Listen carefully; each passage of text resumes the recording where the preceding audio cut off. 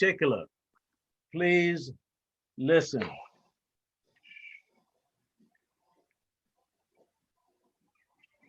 Mhm.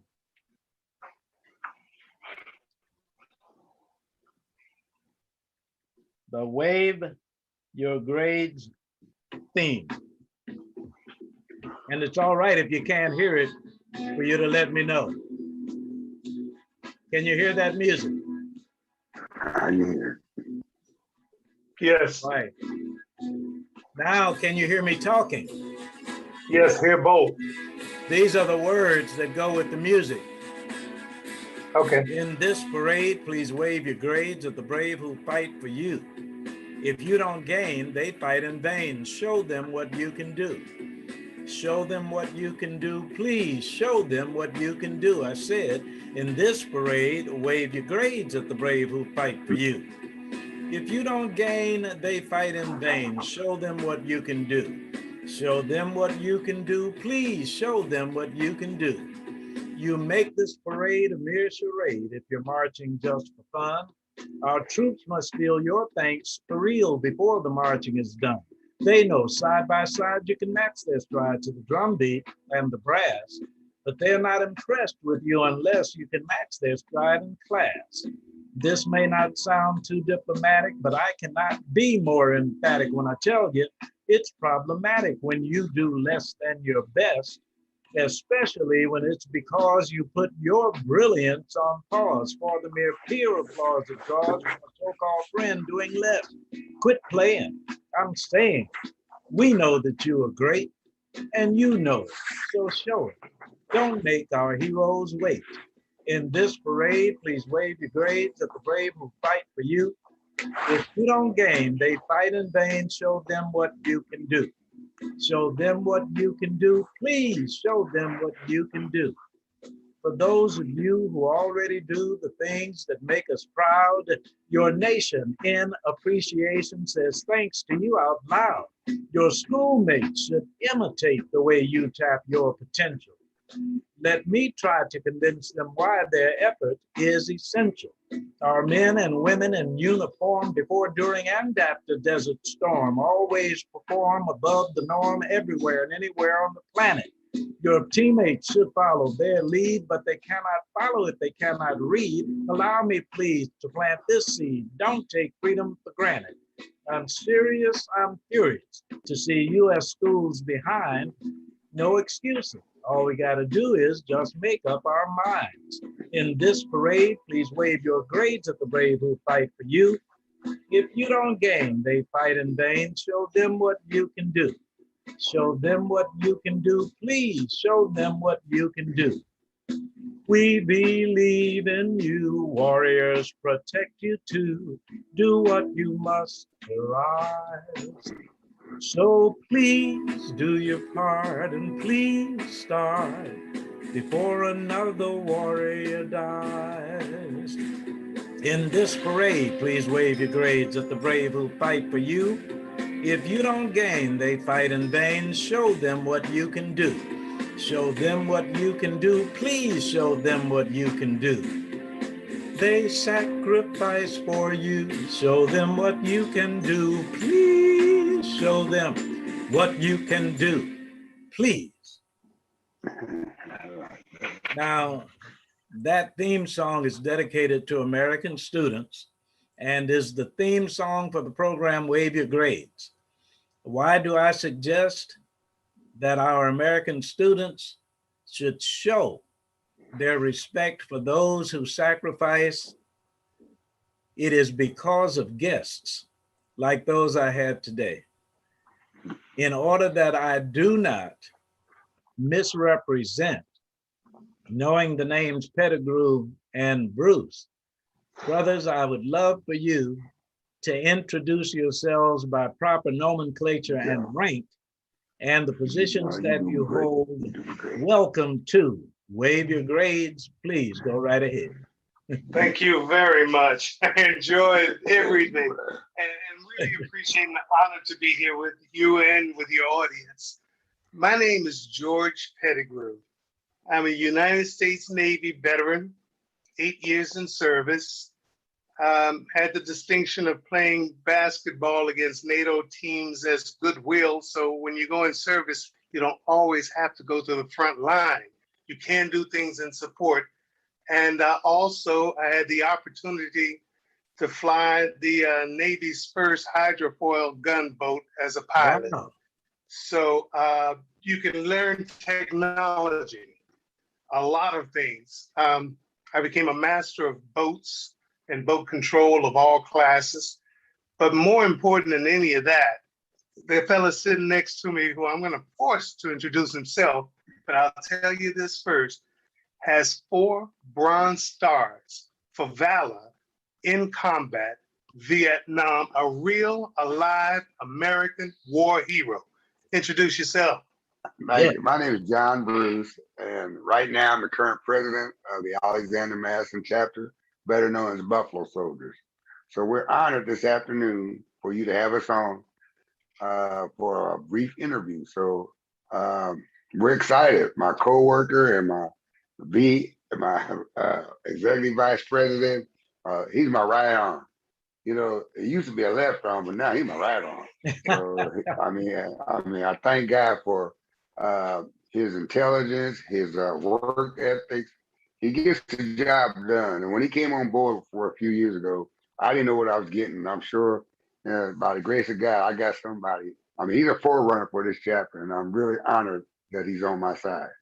So I'm going to turn it back over to him. He can tell you a lot of things about our chapter, where we're going, and what we have achieved through the years.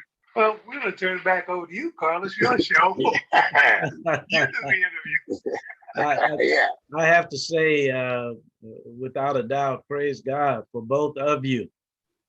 One of the things that is important in our program, in as much as I started teaching on the south side of Chicago in 1964, 7th and 8th grade science, I find that sometimes our students do not know enough about our history, period, but particularly as it pertains to the Black experience in the military.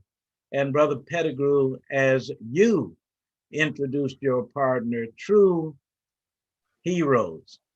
So if you would please, you may of course give us some of your background and experiences, but my next question is, tell us something about the history of Buffalo Soldiers. I started telling that history because as a child, my mother always told us stories of Buffalo Soldiers before I really could conceive what they were. So I'm thinking of Buffalo and I think of soldier, 2 words I knew, but I couldn't make sense of it until later. My mother did 40 years of research, and through all of that, I began to get more and more interested as she told me more stories, and found out that her grandfather, my great-grandfather, joined even before they were called Buffalo Soldiers. He enlisted May 6, 1867, 38th Infantry Company K, and that was almost 3 years before they earned the nickname Buffalo Soldiers, which is a name that we know was given by the Plains Indians, primarily the Cherokee, we believe. And it was a nickname, never was a formal name.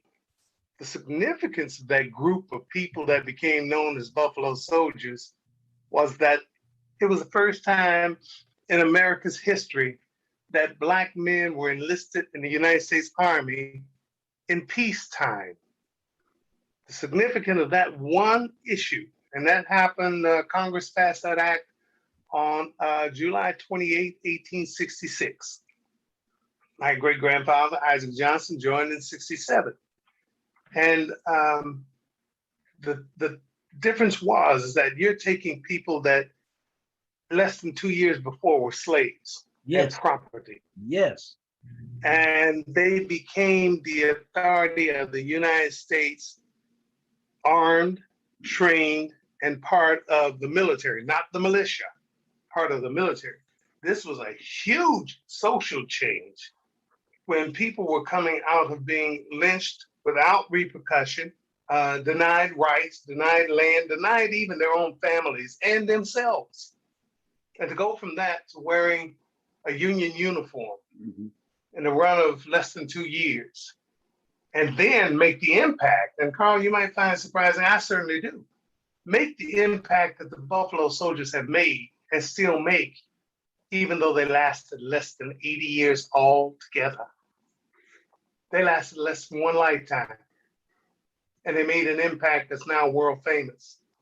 But I tell you what, as amazing as the 155th anniversary of the Buffalo Soldiers signing of the Congressional Act, then we're having a 155th anniversary celebration on July 28th, 155 years. But at the same time, we have the 55th anniversary of our chapter, which was the founding chapter of the Buffalo Soldiers 9th and 10th Cavalry Association worldwide. This is the oldest Buffalo Soldier and the president of the oldest Buffalo Soldier chapter in the world. We were born at 18th and Highland, Divine District, Kansas City, Kansas, 2 blocks away from where they started Negro Leagues. That's right. On Missouri side. That's in Kansas City. Absolutely. Yes, well, indeed. we did have veteran Buffalo Soldiers from both sides of the line. So, but we were at 18th and Highland, Kansas City, Missouri, when we signed, when the charter was signed. Right. Surprisingly, again, for just a local organization and his ancestry is Buffalo Soldier as well, but yeah, our old charter is 1992. Our new charter is 2015. That's when we changed the name of Alexander Madison Chapter. And this is only the second president we've had in 55 years of the chapter. The oldest chapter in the world, this is only our second president. That's continuity in our chapter, is what we do. Right. And how far do the Buffalo Soldiers reach as it relates to chapters? All over. I mean, you said we're not just confined to Kansas City, Missouri, Kansas. We've been all over the place. Matter of fact, we got presenters as in our organization. They send us all over. The chapters. And we have right now the 9th and 10th Horse Cavalry Association has 21,000 members and 41 chapters. 41, one in Africa, one in Hawaii. 41, one in Hawaii, one in Germany. Right.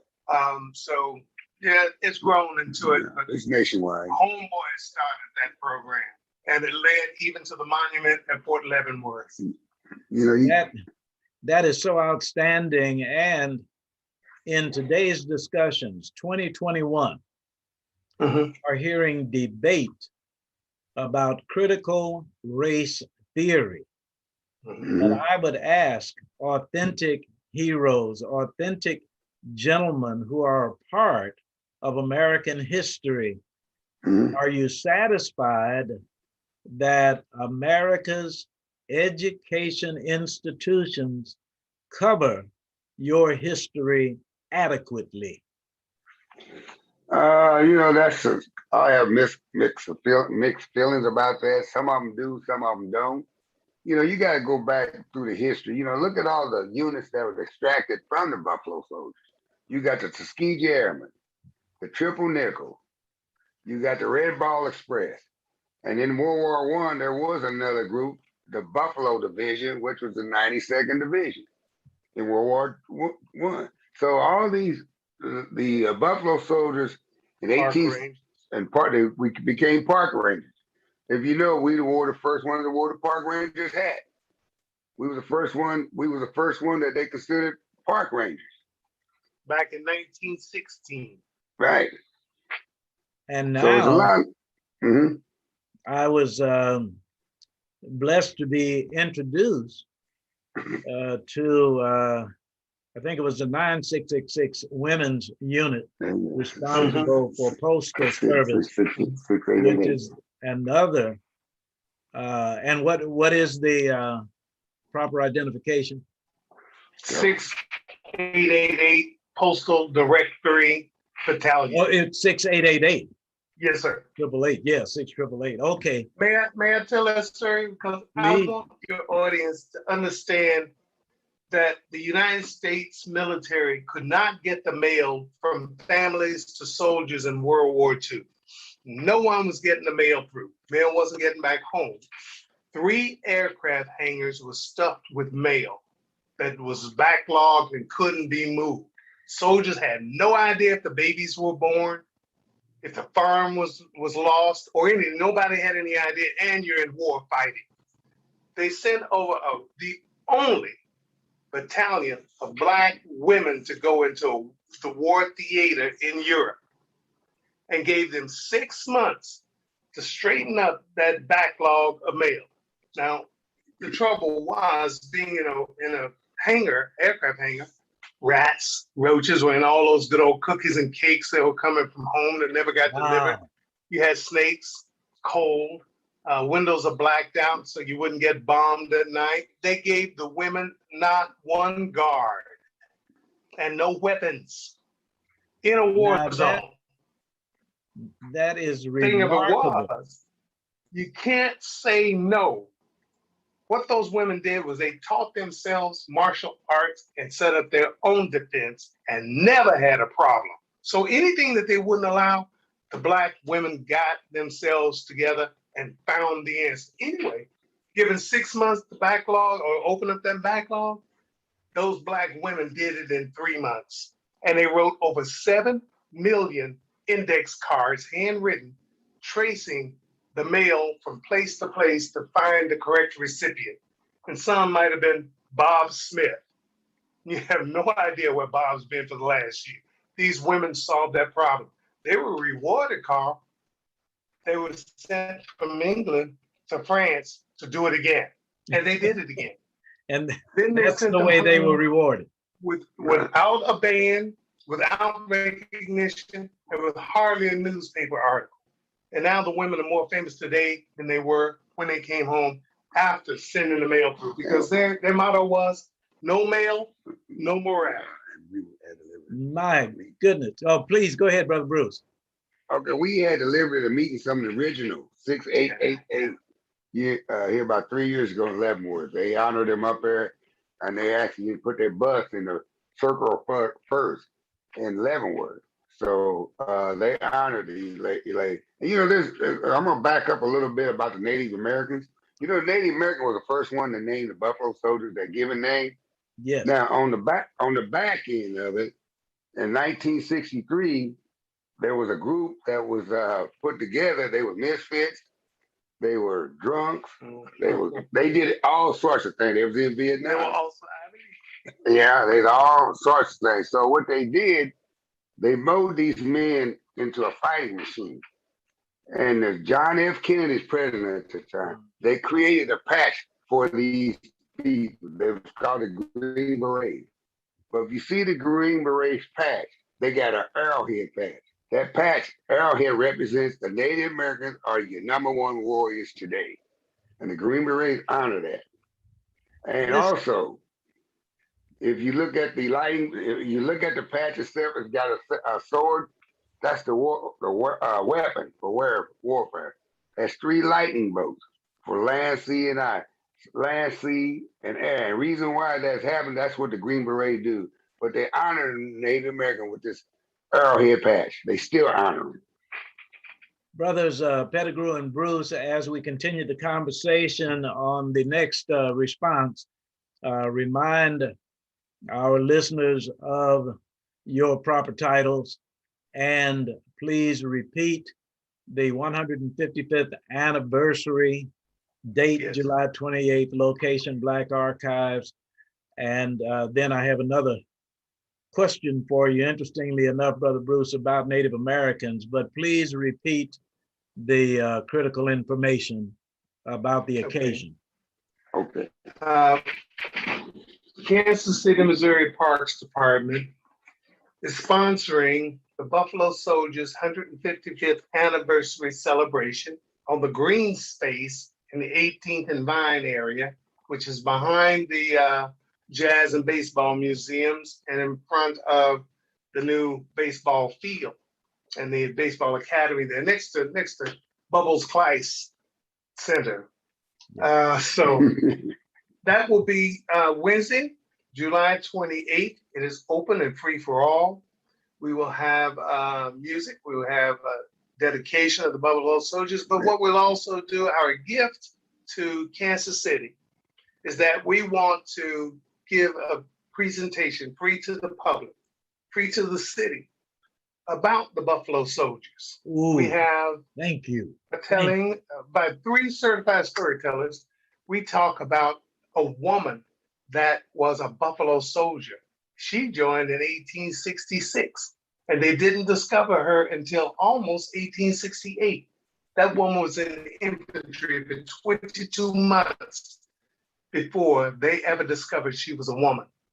So we have a marvelous program, and we talk about the history of it, and we also go through what grew out of the Buffalo Soldiers, like Tuskegee Airmen and 6888 Postal Directory Unit of all Black women, paratroopers, the Tuskegee Airmen, because the definition of what you classify as a Buffalo Soldier is a Black person that served when there was segregation in the Army. Yes. And oddly enough, it was a guy from the Kansas City area that put an end to segregation. It was President Harry Truman. Yes. He signed the 9981 executive order because he couldn't get Congress to cooperate, an executive order that eliminated segregation. So with the end of segregation was the end of the Buffalo Soldier. My goodness. Brother Bruce, will you give us contact information in case someone wants to get more information about the occasion or invite you to speak to their young people? Yes, sir. We can go on the website, www.buffalosoldier.kcmo.org. BuffaloSoldierKC.org. BuffaloSoldierKC.org. Or also you can call 816-716-9537. Also, you can call 816-820-0175. That is the president and executive vice president. So you get a hold of one of us and we'll make sure you get all the proper information. And anything that's happening, upcoming events, just give us a call. And just in case someone just clicked on, I'm going to ask Brother Bruce to introduce Brother Pettigrew, and I want Brother Pettigrew to introduce Brother Bruce. Okay, that works. That All works. right, please do that. Are we ready? Ready. Okay. Sitting next to me is a man I idolize. He's my right-hand man. He's my executive vice president of the Alexander Madison Buffalo Soldier area. And he did an excellent job. He's a hard worker. I didn't know what I was getting into when we met him. He's a military, former military, served with the United States Navy. And I understand he drove one of them highfalutin boats with stern wheels and stuff. I don't know anything about the Navy because I'm Army. So anyway, I know he served with the Navy. He's been to several colleges. I'm just honored that he's a friend of mine, and one of my executive board meetings. His name is George Pettigrew. Amen. And Brother Pettigrew. I wouldn't work that hard if I didn't have good leadership. You know that? That's the truth. You don't do your best if you don't have good leadership. I'm honored that I get to carry the story of the Buffalo Soldiers and all the accomplishments of Black people through the forgotten history with a man that is a bona fide war hero in combat in Vietnam, earned 4 Bronze Stars for valor, going way beyond what was expected, and turned down every Purple Heart that he earned. My Didn't God. want one. He did his service. And I believe he may have even been forced to accept the Bronze Stars because he said he just wanted to go home. But to serve against or with, and I certainly don't mean against, but to serve with someone that has so dedicated, but serves as an example of a Black hero. We know all kinds of heroes, and most of them are actors or rappers, but the real ones are the ones that we need to look up to. But he retired from Western Electric. He has been our president now for the last 10 years. Like the movies. Oh, Yeah. oh, he's my favorite story. You know, Mac, he's also been in 4 movies. Wow. He actually went through school to learn how to ride a horse by cavalry commands and how to follow and how to teach his horse cavalry commands. So he was in 4 movies. Outstanding. However, in 3 of them, he was killed. And he wasn't killed in the 4th movie because he ran. No, listen. When the Native Americans charged in that 4th movie, he decided somebody had to carry the message, so he took off. Well, let me suggest to you, interestingly enough, that when you were talking about the 6888, it caused me to think about a movie. And when I thought about Hidden Figures as a movie, the 2 of you caused me to think about how many screenplays you could write with a similar theme: hidden figures, hidden heroes, hidden brothers and sisters. It has been my contention that if there are 2 things that can bring the United States of America away from divisiveness and towards unity, those 2 things are armed services and children. So our Stutes for Boots program is for American students to honor veterans with their excellence, and for America to see this as a just cause to come together as one. And when I think about your heroism, it does not contend to be weighed against someone else's. It is far superior to anything we can imagine. And it is all right. We're not mad if there are white, Hispanic, Native American, Asian heroes as well.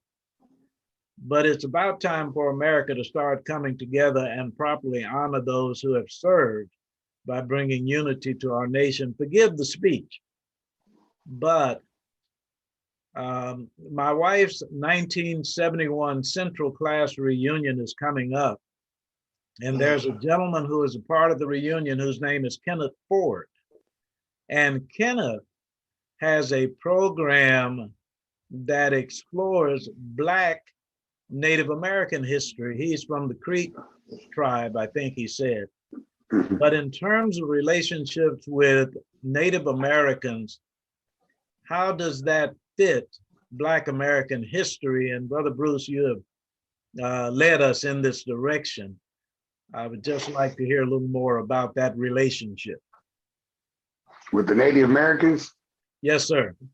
You know, like I said before, it goes back to the Plains Indians when they actually gave these Black soldiers its nickname, Buffalo Soldier, and they've been playing a part. I mean, you know, Indians don't give you anything unless they respect you. And there's a great respect to these Black men, even though it's been mixed definition, what they look like, you know, about buffalo, the hair. There's a lot of different things out there. But you gotta go back to, like I said, the Native Americans, when they give you something as honor and respect, that's just the way their culture is. And that's the way you got anything to add to that? Yeah. He is right that we knew in other words, let me ask this question. How many times have you ever seen an enemy give the other party, the other warriors, a name of respect and honor? Because we all know that the buffalo was the center of their life and their spirit of this earth. Yes. And for them to put that name on that separate group. Now understand, we were not the first soldiers to arrive. There had been nothing but white guys out there before the Civil War and during the Civil War. But when the black ones got there, they showed a different spirit, a different valor, and they went about their job in such a professional manner that one warrior can respect another warrior if you're good. And that's what happened. There was a mutual respect. But let me add this to what he was saying about the Indians too. The best scouts in the United States Army were the Indians. And they came from all different tribes. The ones that primarily worked with Buffalo Soldiers were Seminole Indians. And the Seminole Indians had black chiefs back before the Civil War. We did. As a matter of fact, they had black chiefs all the way back to the Trail of Tears. So, you know, they saw the similarity of those folks that had come from an African culture and their own Native American culture, where you believed in a higher power, higher being. Mm-hmm. It wasn't necessarily a blue-eyed, blonde, long-haired guy with robes, but they did believe in that power. So there was a lot of similarity between the beliefs of the Native American and the beliefs of those of African descent, and they both parties realized that, even though they were combatants. So we did find a reason of respect between the two groups, even though it was a time of war. And that to me is as complex as anything I know about a war. And that was during what they call the Indian Wars between 1866 and 1889. Can I say this a little bit? I'm going to bring a little modern day. Okay, even when I was in Vietnam, when we ran into the Viet Cong, they told some of the black soldiers that we know you over here, you were sent over here, this is not your war. So, you know, so you don't even have a country. That they respected us for that. We can sit down and ate with them. But at night they were fighters and they had to do a job like we did. So they respected the black soldier over there. They said we didn't have a country and we were sent there. And so that's what I'm saying about the different enemies that we go against. Now, Brother Bruce, when were you in Vietnam? 1969. All right. I mentioned at the beginning of the program that I am a civilian. I was blessed to be a part of USO shows, and we performed in Vietnam in 1971. Okay, well, I was home. Yes, sir. But I got out of there. We were so well taken care of. We had a GS-14 rank, and naturally we stayed in the bachelor officers' quarters, but we were just really well taken care of. Let me indicate, by the way, another blessing, and this has been perhaps a decade and a half ago, I'm not quite sure, but I was in Florida and had dinner with a lady, Sunny, but she was the first Seminole female to have the equivalent of chief's rank. And that's been within the last 20 years. And that was a blessing to me. I would like to ask you gentlemen, for young people in 2021, what is something, or what are some things you would like to see our young people show in how they do indeed respect those who fought for them? We have movements, we have protests, we have all kinds of things. But what would you like to see as a proper outcome of our movement? Well, first of all, you know, I found out the first thing you have to do, because of who you are, you got to have respect for yourself, before you can gain respect for someone. If you don't respect yourself, then you lost. So when you start respecting yourself, and then you want somebody to respect you, and then you respect them as they respect you, then you climb up the ladder. You Yes. start thinking about when you have a lot, you got some of them have a goal to achieve, but you got to have a plan to make that goal. So you got to climb the ladder Thank you. up this Thank you. ladder and achieve your goal. Yes, indeed, Brother Pettigrew. I want to add this. I think a lot of people that I grew up with didn't think that history was fun. It was boring, bunch of details, names, places, and dates. I challenge you to do this, and this is why I find joy in history, finding the stories they didn't tell us. And you'll find those stories are more magnificent, more marvelous than all the stories you think you know now. For example, and here's what I do. We know Buffalo Bill, but we don't know that the black soldiers were right there alongside Buffalo Bill. We don't know that they were right at the same fort at the same time as General Custer. Right. We don't know that black soldiers rode to the rescue of Custer and his troops in Little Bighorn. You see, so if we think those stories are something, our stories parallel it. And this is what gives us the opportunity to take our story now, is because we're able to tell you this. But Carl, I'd like to say this to everyone there. I don't care what your age is, but the more you know about the contribution of your people to this country, you'll understand that you have a right, that you belong, that this is your country, that you're not a guest, a second-class visitor, or anything else around here. You're at home, you own it, you own its history. They have just left you out of the scene, but your history is not lost.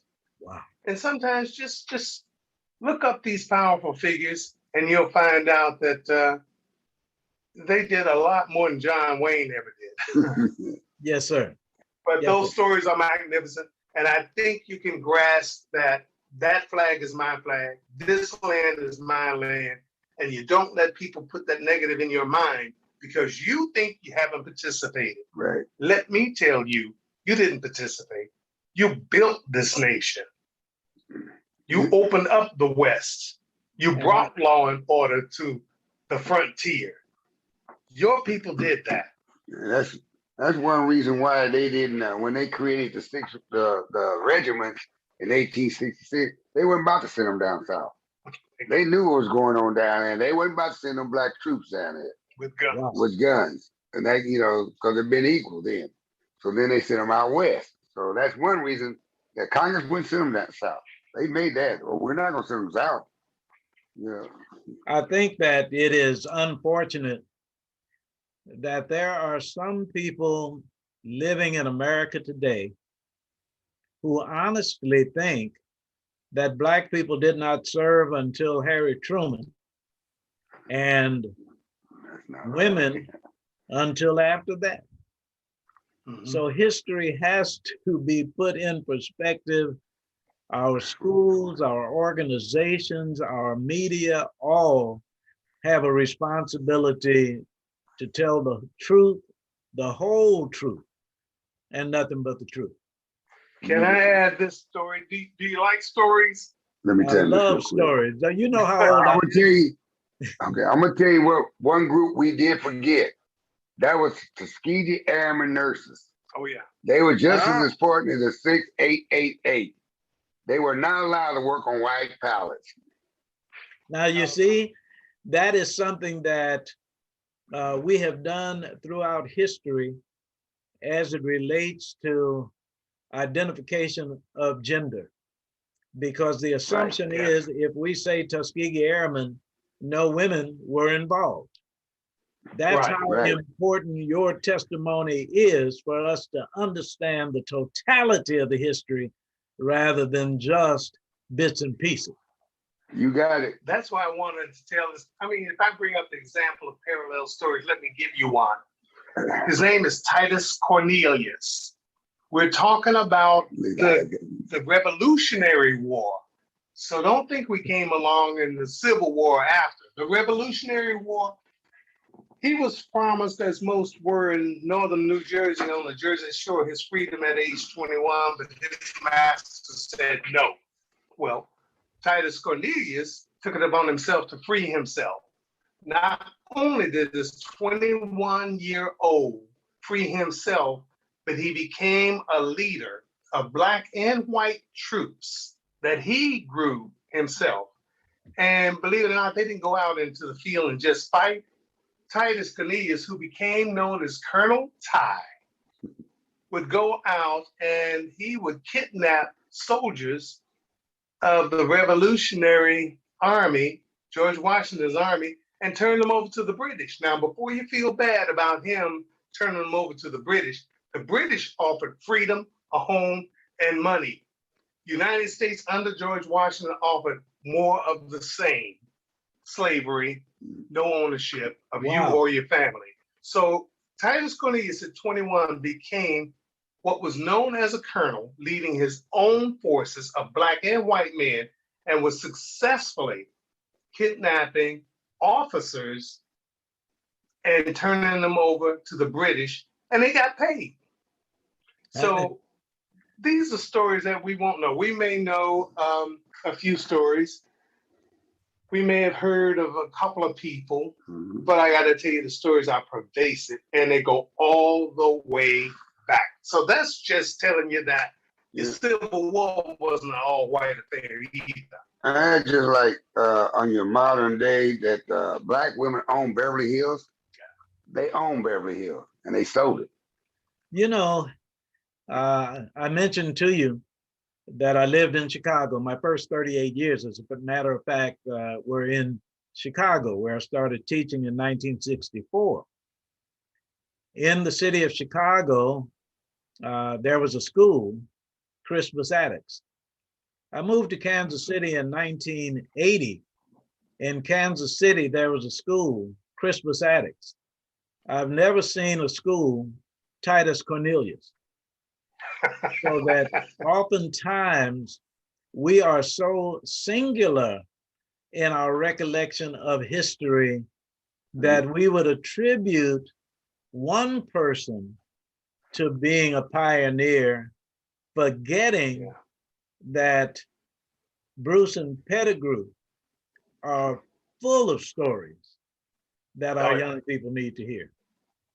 Well, let me add to, if you don't mind, that our presenters are all certified oral storytellers, historical oral storytellers. We also are certified written storytellers. Yeah. And we do our presentations for the State of Missouri Humanities Council Speakers Bureau. So we have, this is our, going into our third year of being speakers on behalf of the State of Missouri and the Humanities Council and Arts. Standing. And Mid-Continent Library. We do all programs for them. We do forts. We do Nelson Atkins Museum. So churches, schools love to go to schools. Yeah. So if anybody's tired of hearing history stories that aren't keeping you awake, tell your teacher, call us. We'll come in and we'll give you at least one good session. Now, no doubt, I'm going to ask once again, please, contact information. Say it once again. Go ahead. You go. You good. You get it. My president is going to do that for you right now. Okay. All right. Contact information for all our events, future events, upcoming events. You can call 816-716-9537. My name is John Bruce, and I'm the president. Also, you call 816-820-0175. That's my executive vice president, George Pettigrew. You can go to www.KCMO Buffalo. What was it said? Buffalo Soldiers. It's BuffaloSoldiersKC.org. Yeah, Buffalo Soldiers KC.org. Right. You can call our numbers. I want to make sure that we don't get to the end of the program hearing from you something that you particularly want to say. So before we get to that, I have two terms that I would like each of you to address. One term is challenging, the other term is rewarding. This in particular about your military careers. Will each of you share something about each of those terms, something that has been particularly challenging or was, and something that is particularly rewarding or what? Well, I can say this. A lot of people don't really know it. I mean, I've been telling it for years about my. I went in and they want to start hearing my story, so we're just now telling my story. But there's been some memories about Vietnam, but there's one that I really remember is my last battle in Vietnam. Was in battle. I was with the 82nd Airborne, and our artillery assistant gunner and artillery people. We was in a battle, and during this battle, my daughter was born. So it was October 8th, 1969, my last battle in Vietnam. And when they told me this, I started getting scared because I didn't know if I ever see my daughter. And that was something, that was a challenge for me. So God seen that I made it home. Now she's 50 something years old. She's on my nerves. So, But what's rewarding is, my rewarding part is I did serve my country. Now, a lot of people ask me, would I do it again? At that age back in the day, I probably do it again because we were young and we didn't fear anything. And, I got drafted, even though I joined the Air Force. My draft date was before my Air Force date. So I'm glad I did go to the Army. I mean, I learned a lot. If you don't grow up in the military, there's something wrong with you because you're going to grow up one way or the other. They'll make you or break you. And what you do when you get out is your choice. But I'm honored and I'm glad that I got to serve for my country up to this point. Now I'm doing something I think rewarding, was trying to keep the history together about the Buffalo. Thank you. Yes, thank you for that. Brother Pettigrew. Yeah, challenging while in service was pushing back on a racist environment. The Navy thought it was the white man's Navy. And I came from a town in Arkansas that had a black land grant college from the 1870s and happened to have a population in that town of almost 50% black and white as long as I was alive. I still am alive, by the way. But amen. Yeah, but I wasn't going to accept second-class citizenship. And I'll say this as a comment on what I've learned from that. Know yourself, know your history, and no one can make you feel like less than. I don't care who or what. You will not feel like less than because you know yourself, you know your contribution. So the challenge was that finally I worked myself into a position where I was a racial awareness facilitator for the United States Navy. I got to have people in groups and more or less like a session, we would talk about race openly. And it was a discussion group. Well, everybody had to have, I believe at that time, 40 hours of it. And I was always a facilitator of these. So I learned quite a lot, but we were able to soften both sides when both sides knew more about the other. And there was many misconceptions on one side as the other because of not knowing each other so well. That's why I think it's a challenge for us too. We're not understood by much more than innuendo, myth, and assumptions or prejudice. People prejudge you when they see you. I think that would be a huge mistake in your case, Carl. If they misjudge you, they have stepped on a line, man. So they never know. But if you have that power inside of you, you never feel less than. That was the reward. The reward was I was able to convert and help people understand. And that no one, not even the United States Navy, could convert me from being proud of myself. Wow. Can I say something real quick? Please do. Okay, this is my family. There's a picture of them. I'm gonna read you a piece that we just found out about. It said the Bruce family, the owners of Bruce Beach, a segregated beach in Black Resort in the 1900. They also sold the lots to other Black families who also owned the homes of the beach. But 1920, the Klan came in and threw just like they did, scribe and black areas, ran them out. The city of Los Angeles stole the land and everyone forced out. They renamed the Bruce Beach Manhattan Beach. They have turned it back over to my family last month. If you My heard Lord. on the news about that seafront property in Southern California, that's his family. And they're just finding out that they were the ones that were stolen. Guys, know your history. Find out who you are. Find out who you're connected to. You are powerful. Don't let them dilute your opinion of yourself. Thank you. Your mind. Let me, before we Wake get up, push back. Yes, sorry. No, that's quite all right. I just before we get to the end, I'm going to call upon Louis George Walker for a moment. But when I hear the Bruce family story, I could also see a television special or a movie using the title, Not Only Tulsa. When I think about things that happen to others, such as yourself and your family. But the reason I want to call on Louis George Walker is, gentlemen, what you are saying, what you have said, what you're doing is so important that I want him to let our viewer listeners know how they can get this program even later. So, Brother Walker, how do people tune in? All right, everyone. I want to make sure I'm not causing an echo out there. I will mute myself on the Zoom. Okay, you did mute yourself. Yeah, I muted myself on the Zoom. You meant you wanted to mute yourself while you were doing right. that. And in the meantime, you don't have to worry about the mute. They'll still hear me going out. I just didn't want it to have an echo. That's why I'm muting myself. Hold on a second. Okay, just wanted to make sure that everybody would know how to access KUAW.org. Please go ahead. All right. So I want to let everyone know there at home, you can pick up this radio show every week. Carl Boyd is on every Saturday from 1 to 2. But listen to KUAW should we not Radio. Be hearing you? I'm misunderstanding. At all the time. Be sure and listen to KUAW Radio.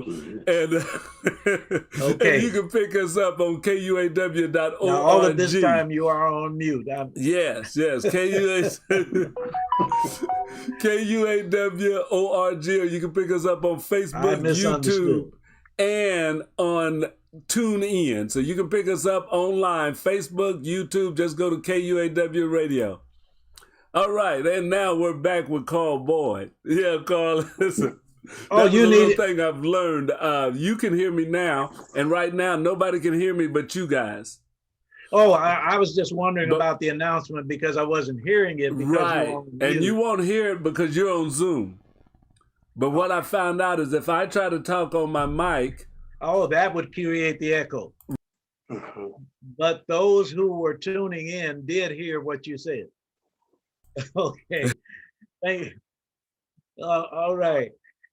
In just about 1 minute each, please, brothers Bruce and Pettigrew, your closing remarks. And brothers, we've got to do this again. We have not scratched at the surface. We're always yours, Carl. We're always yours. Appreciate it. One at a time, final remarks.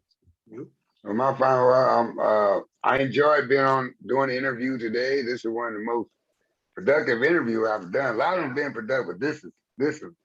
I'm just thrilled that I was able to hook up with this interview and to meet you too. You know, I understand my colleague know you guys. So yeah. But anyway, again, thank you for being on the show. Thank one you. Word because we're talking to students. Read. R-E-A-D. Read. The reason I say that is because if you read, no matter what you read, you can teach yourself anything. You can go anywhere. You can learn everything. You can find things. So if you're going to have a skill in school and after school and out of school, let it be that you read. Find something that you read. Reading will teach you. You will learn. So if there's a skill out there, I mean, if you want to do math, you can read how. If you want to fly a plane, you can read how. If you want to visit around the world, you can read how. If you want to know the true Cleopatra, you can read. Right. So that's my one encouragement, Carl, above all else. And I'll use my 60 seconds to say, read. Correct. Amen. And tell them to go out and get the record Respect by the Staples Singers. That'll tell them something. Watch out. Purvis used to be our manager when we were singing in Chicago. Okay. Let me just say how much I appreciate brothers Bruce and Pettigrew on Wave Your Grades, KUAW.org. And gentlemen, I do a message a day for students in America. So today is July 17th, and this is how the messages are presented. To students across the USA, your Stoots for Boots message for this day, July 17th. While on break, sing songs that delight you, but keep learning while singing your songs. Visit monuments and places where troops of all races kept America united and strong. Stoots for Boots. This is Wave Your Grades. Thank you, Louis George Walker, for facilitating this program. Thank you, Brother John Bruce, Brother George Pettigrew. My name is Carl. You're welcome. Gracious God and wonderful Wanda. I'm on my way home. Thank you. You